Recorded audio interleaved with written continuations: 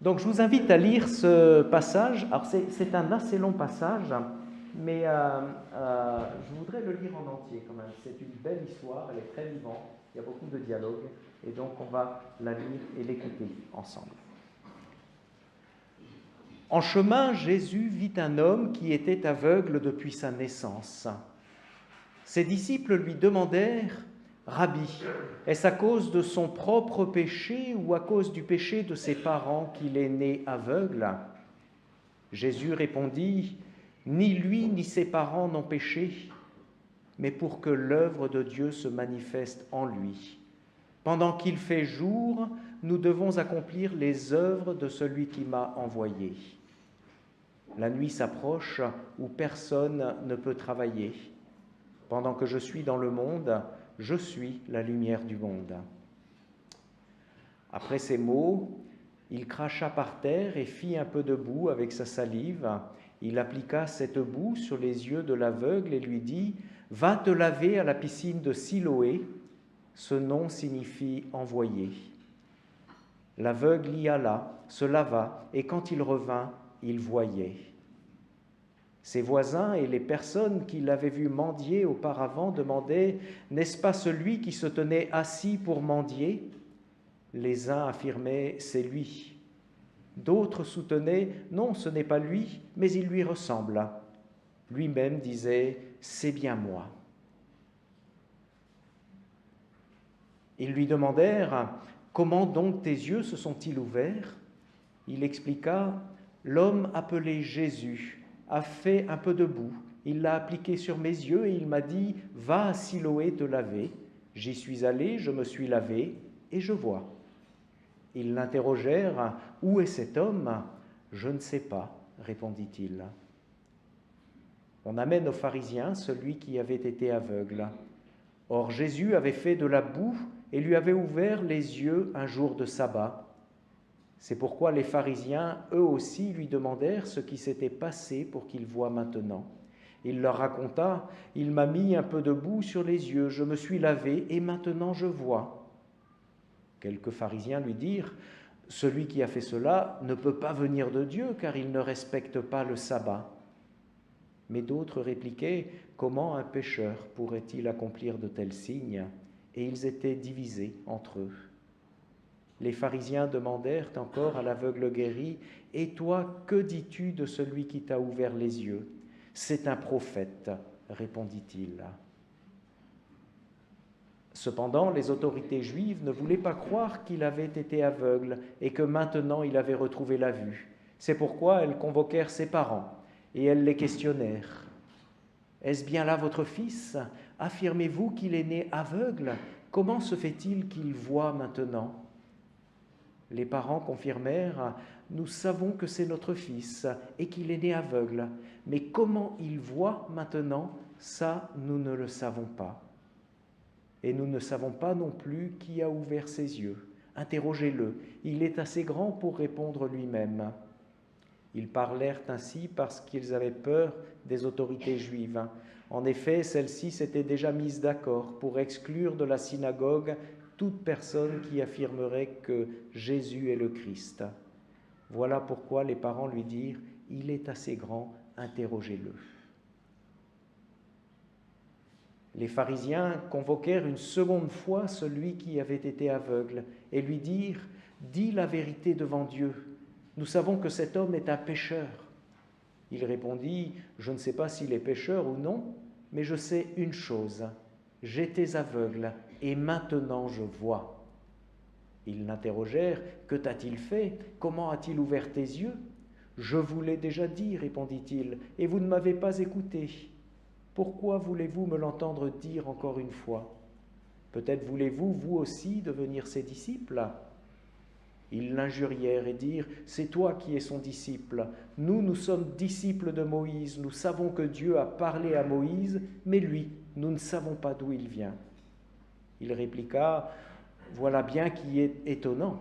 Vous ne savez pas d'où il vient et pourtant il a ouvert mes yeux. Nous savons que Dieu n'écoute pas les pécheurs, mais qu'il écoute toute personne qui l'honore et qui fait sa volonté. On n'a jamais encore entendu dire que quelqu'un ait ouvert les yeux d'une personne née aveugle. Si lui ne venait pas de Dieu, il ne pourrait rien faire. » Ils lui répondirent, « Tu es tout entier né dans le péché depuis ta naissance, et tu veux nous faire la leçon ?» Et ils le jetèrent dehors. Jésus apprit qu'ils l'avaient chassé, et il alla à sa rencontre et lui demanda, « Crois-tu au Fils de l'homme » ? « Qui est-il, Seigneur ?» répondit-il, « pour que je puisse croire en lui. » Jésus lui dit, « Eh bien, tu le vois, c'est lui qui te parle. »« Je crois, Seigneur, dit-il, et il se prosterna devant Jésus. Jésus déclara alors, « Je suis venu dans ce monde pour qu'un jugement ait lieu, pour que les aveugles voient et que ceux qui voient deviennent aveugles. » Jusqu'ici, la lecture.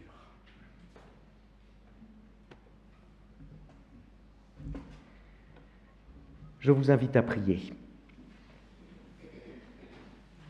Dieu notre Père, nous avons entendu au début de ce culte que tes regards sont posés sur nous. Alors ouvre nos yeux aussi à ta grâce ce matin. Ouvre nos oreilles pour qu'elles puissent recevoir les paroles que toi tu veux donner. Merci par ton esprit de nous rendre attentifs à ta parole. Amen.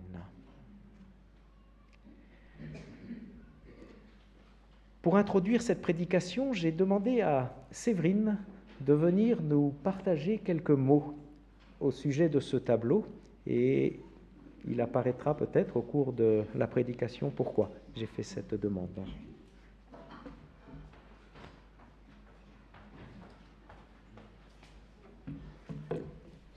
Alors, je vais vous présenter cette œuvre en 3 minutes autour de 3 mots, 3 étapes plutôt, que sont la vue, le regard et la vision, pour essayer de voir ensemble ce que le peintre a pu, quelle est sa vision et ce qu'il essaie, lui, de nous faire voir. La première étape, c'est donc la vue. On voit tout de suite ici 2 silhouettes humaines, la terre, le ciel. Ce sont des formes assez universelles, des couleurs aussi assez universelles, qui nous parlent immédiatement. Si on va un peu plus loin que la vue, ce premier coup d'œil qu'on jette sur l'œuvre, il y a le regard, c'est-à-dire la manière de diriger les yeux.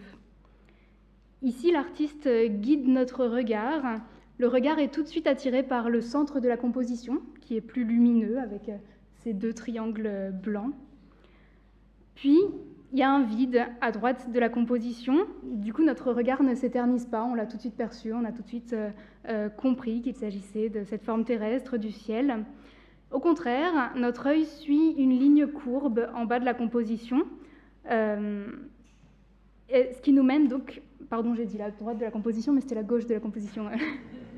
Enfin, le vide, c'est à gauche. Notre œil suit donc cette ligne courbe qui nous mène vers la droite de la composition, qui est plus sombre, où on distingue une silhouette plus petite, qui est courbée, qui exprime la peine, la douleur, la difficulté. Elle est dans la grisaille. L'inclinaison de sa tête et le geste de sa main attirent notre attention sur son action. Elle est en train de semer. On voit quelques graines qui s'échappent de ses mains. Et là, c'est le titre de l'œuvre qui nous donne la clé de compréhension. C'est le psaume 126, le verset 6, qui dit « Qui s'en va en pleurant pour porter sa semence revient rempli de joie sous le poids de ses gerbes. » On voit donc que l'artiste essaie de diriger notre regard, et avec une très grande économie de moyens. Il y a juste quelques aplats de couleurs, quelques lignes sinueuses, quelques formes très simples, géométriques. L'artiste suggère ce qu'on interprète immédiatement comme 2 émotions, la joie et la peine. Il le fait avec des moyens simples pour parler au plus grand nombre, pour que ce soit accessible au plus grand nombre. Ça, c'est pour le regard, donc, qui est dirigé par les moyens de l'artiste. Et enfin, 3e étape, il y a la vision de l'artiste qui est exprimée ici, qu'on devine assez facilement. Ces 2 silhouettes sont une seule et même personne, elles sont reliées par cette ligne courbe en bas de la composition. Et donc, par ces formes fluides, par cette ligne courbe qui relie les 2 silhouettes, l'artiste parle de sa foi. Il parle de l'action de l'esprit dans les cœurs, dans les vies. Il parle de sa confiance en un Dieu bon, sa confiance dans l'action de Dieu qui restaure et dans la justice de Dieu qui récompense celui qui travaille dans la peine. On peut parler ici d'une véritable vision de l'artiste, puisqu'il emploie ce procédé sur cette toile, mais sur d'autres toiles également, où on a cette même double silhouette, où on voit un personnage qui s'expose à la lumière de Dieu, qui est transformé. Et du coup, je vous donne rendez-vous à l'exposition Ben, où on verra où vous pourrez voir d'autres œuvres où l'artiste utilise ce procédé. Voilà, puisque je ne l'ai pas dit, c'est une œuvre du peintre Ben qui a été peinte au milieu du XXe siècle à peu près. Voilà.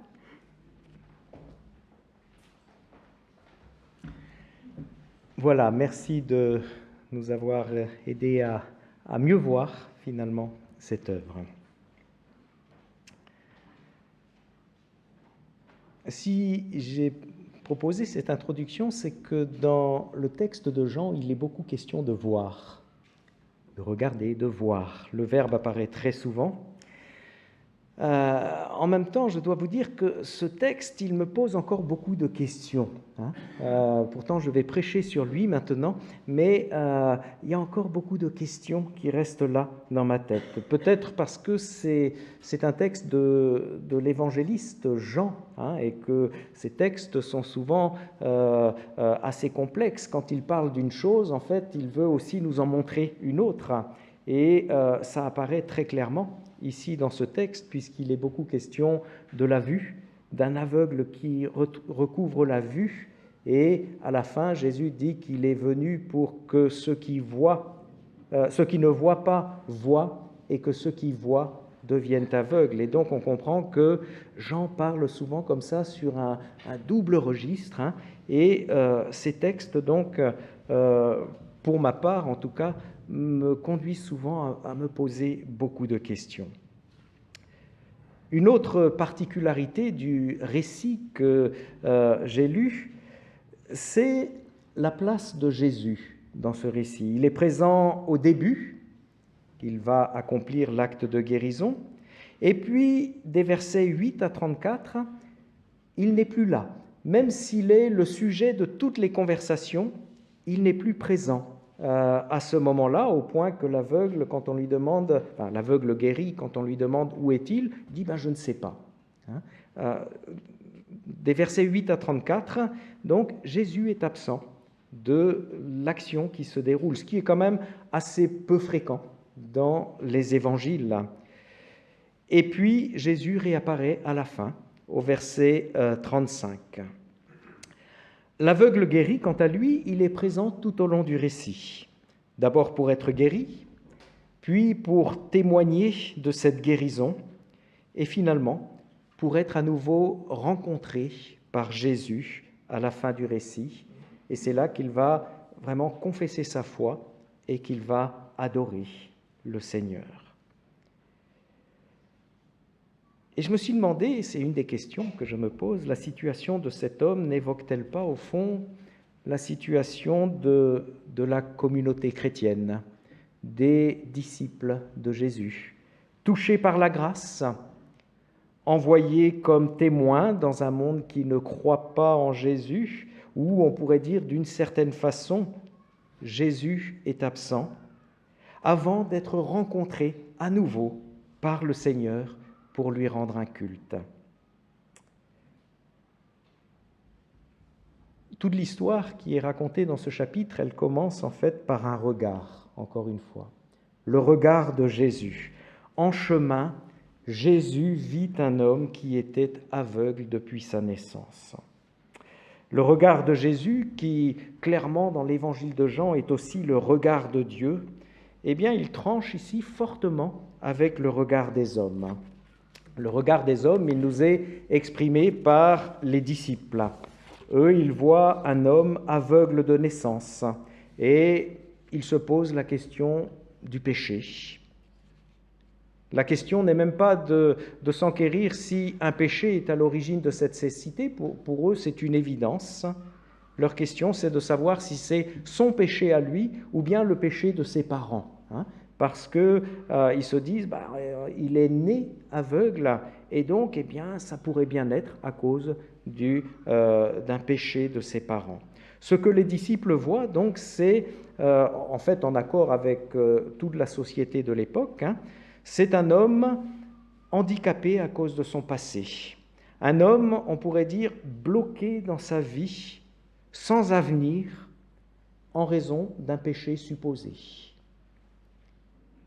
Le regard de Jésus ici sur cet homme est tout différent. Pour lui, cet homme ne doit pas être réduit à son passé, encore moins à un péché supposé. Et d'ailleurs, Jésus va dire, ce n'est ni lui ni ses parents. Donc la question n'est pas là pour lui. Pour lui, donc, cet homme ne doit pas être réduit à son passé. Cet homme est quelqu'un à qui Dieu veut se manifester. C'est comme ça que Jésus voit cet homme. Dieu veut manifester son œuvre en lui. Jésus voit l'aveugle, on pourrait dire, avec un regard d'espérance. Il voit non pas ce qui est derrière, mais tout le potentiel qui est devant, en considérant cet homme. Dans un article de la revue Beaux-Arts Magazine, j'ai potassé, vous savez, pour le regard, une personne, Daphné Bétard, écrit la chose suivante. À l'égal de nos autres sens, la vue est un outil formidable à développer, une arme à aiguiser. Et l'œil est un muscle à faire travailler. Et on constate que, oui, c'est vrai, une œuvre d'art devient infiniment plus intéressante quand nos yeux ont été ouverts par une personne qui nous a fait voir des choses que nous n'avions pas vues spontanément. On a tous fait sans doute des visites, soit dans un musée ou ailleurs, d'un bâtiment où il y a un guide conférencier là, qui est là et qui nous fait voir tout un tas de choses que nous n'aurions pas vues. Il a aiguisé son regard pour pouvoir nous parler d'une œuvre. Et est-ce que ça n'est pas au fond ce que Jésus est en train de faire ici? Il ouvre le regard des disciples.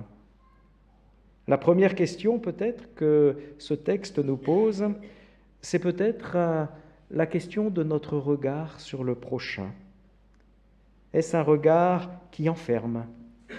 Un regard qui pose une étiquette? Ici, l'étiquette qui est posée sur cet homme, c'est « pécheur ». Et même, encore pire, au verset 34, tout entier dans le péché depuis la naissance. Il y a même une traduction, je crois, qui met « pécheur des pieds à la tête ». Voilà l'étiquette qui est posée sur cet homme. Quel est notre regard sur le prochain? Est-ce ce type de regard-là qui enferme? Ou bien est-ce un regard d'espérance? Un regard qui perçoit ce que Dieu peut faire. Comment Dieu, dans la vie de cet homme, peut tout changer. Pensons-y à ce regard lorsque nous verrons notre voisin, lorsqu'on verra notre collègue de travail ou tel proche, enfin les personnes que nous côtoyons. Quel regard posons-nous sur eux? Définitivement perdus? Ou bien celui à qui Dieu veut se révéler, peut-être?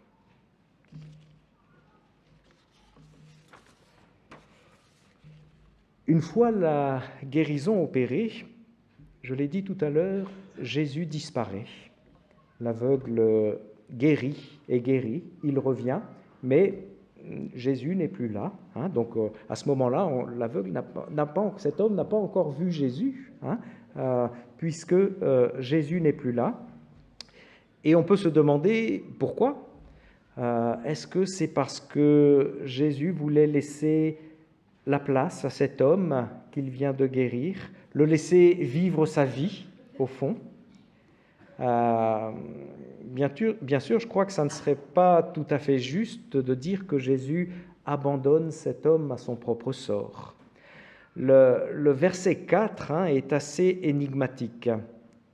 « Pendant qu'il fait jour, nous devons accomplir les œuvres de celui qui m'a envoyé. » On peut se demander, c'est qui le « nous » ici, au fond? Qui est-ce qui est désigné par ce pronom personnel?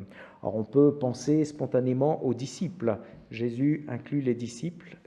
Ils vont devoir ensemble accomplir les œuvres de Dieu. Et ce n'est pas faux, je crois. Mais est-ce qu'il ne faut pas aussi penser finalement à l'aveugle mendiant? Grammaticalement, c'est la solution la plus économe, puisque le verset 3 se termine par un pronom personnel qui désigne l'aveugle de naissance.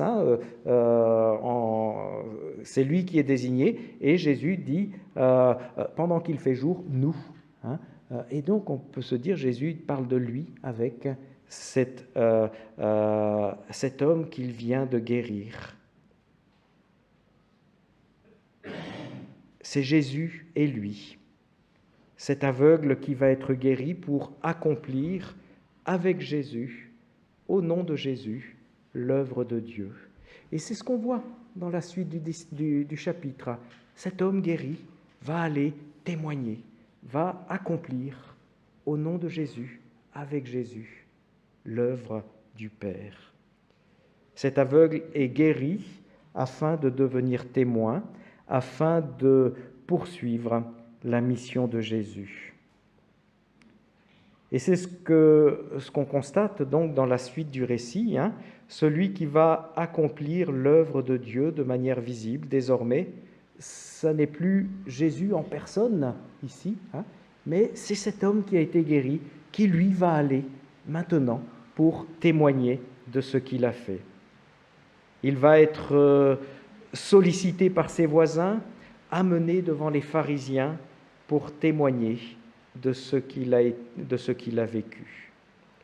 Et c'est peut-être la deuxième chose que je peux voir dans ce texte. Nous sommes guéris, touchés par la grâce, et Jésus nous dit, eh bien, il faut que nous accomplissions l'œuvre de Dieu, guéri et appelé comme témoin, tout de suite en plus, tout de suite. On le voit, donc le récit nous montre, l'homme guéri est conduit, peut-être malgré lui, ici dans les circonstances, à rendre témoignage de ce qu'il a vécu.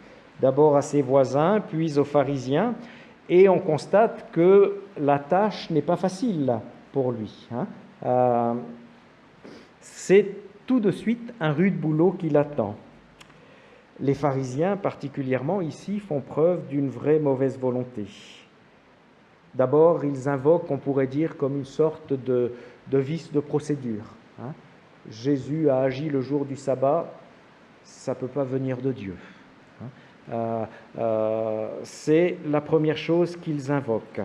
Mais notre homme tient ferme, comme à ses voisins, il témoigne tout simplement de ce qu'il a vécu. Jésus, cet homme qu'on appelle Jésus, a mis de la boue sur mes yeux, je me suis lavé et maintenant je vois. Il dit simplement ce qu'il a vécu. Puis les pharisiens vont invoquer la supercherie. En fait, il n'a jamais vraiment été aveugle. C'est tout un truc qui a un coup monté ici. Et ils vont appeler les parents de cet homme. Et là, eh bien, les parents vont dire, oui, il y a quelque chose qu'on ne s'explique pas. On sait qu'il est né aveugle, on sait que c'est notre fils, on sait qu'il est né aveugle, et comment il voit maintenant, ça, on n'en sait rien. À court d'arguments, finalement, les pharisiens décrètent que Jésus est un pécheur. Lorsqu'ils vont reconvoquer l'homme, ils vont dire « Nous savons que cet homme est un pécheur ». Et l'homme, ici encore une fois, l'homme guéri ne se démonte pas. Simplement, il dit ce qu'il sait. Si cet homme est un pécheur, je ne sais pas. On voit qu'il n'avait pas encore acquis toutes les bases du catéchisme, mais il n'empêche, il témoigne de ce qu'il sait et de ce qu'il a vécu. Si cet homme est un pécheur, je ne sais pas, mais il y a une chose que je sais. J'étais aveugle et maintenant je vois. Et il reste là sur cette ligne constamment. Et avec courage même, il se met à défendre Jésus contre les pharisiens en disant « Si cet homme n'était pas issu de Dieu, il ne pourrait pas faire de telles choses. » Et c'est là qu'on nous dit que les pharisiens se mettent en colère, l'insultent et vont le chasser de leur présence. Et ici, on peut peut-être même comprendre que quand ils vont le chasser, ils le chassent de la synagogue, en fait. Ils l'excommunient à cause de ce qu'il a dit. On peut dire que cet homme, il est vraiment tout de suite jeté dans l'arène comme témoin. Mais on constate qu'il est vraiment un témoin fidèle. On note même qu'il est un témoin fidèle avant de devenir un disciple affermi dans sa foi. C'est seulement à la fin du récit, au fond, qu'il voit vraiment qui est Jésus et qu'il va confesser sa foi, je crois, maintenant.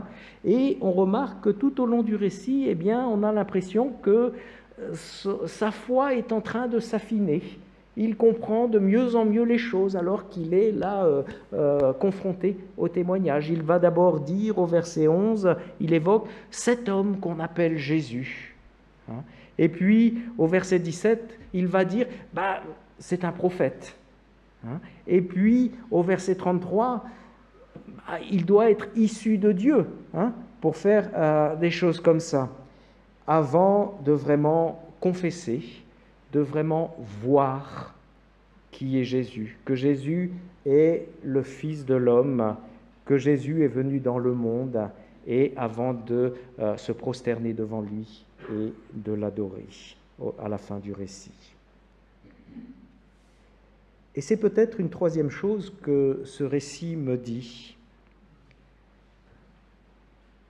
C'est tout de suite qu'on devient témoin. Pas la peine d'attendre de devenir un disciple adulte.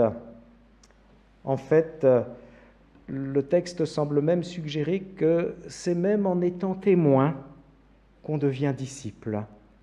C'est en cheminant sur ce chemin de témoin que notre foi va trouver aussi à s'affiner, à s'approfondir, à s'affermir.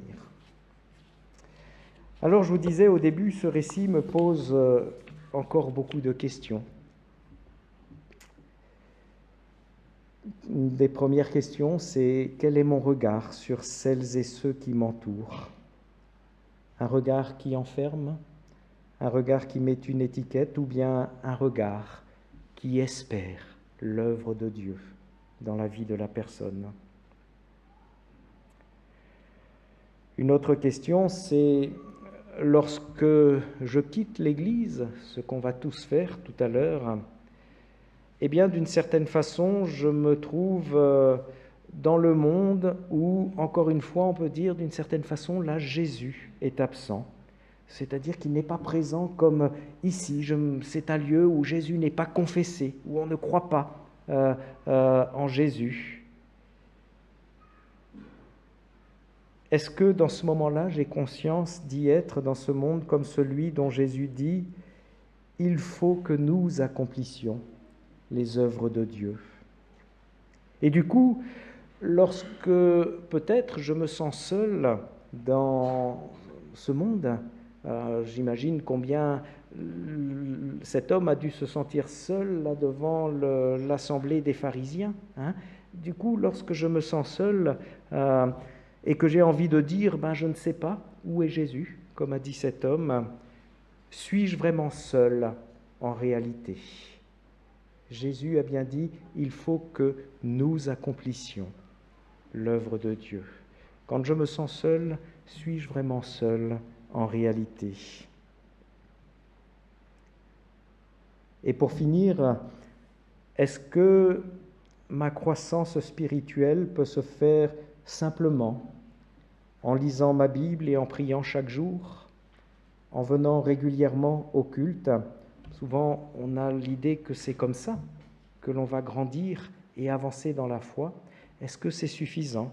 Ou bien est-ce aussi en accomplissant avec Jésus les œuvres du Père, en acceptant d'être confrontés dans notre foi et de pouvoir témoigner simplement de ce que nous avons vécu. Voici quelques questions que ce texte me suggère et que je vous soumets aussi maintenant, alors qu'on puisse chacun poursuivre la réflexion avec cet homme que Jésus a guéri. Amen.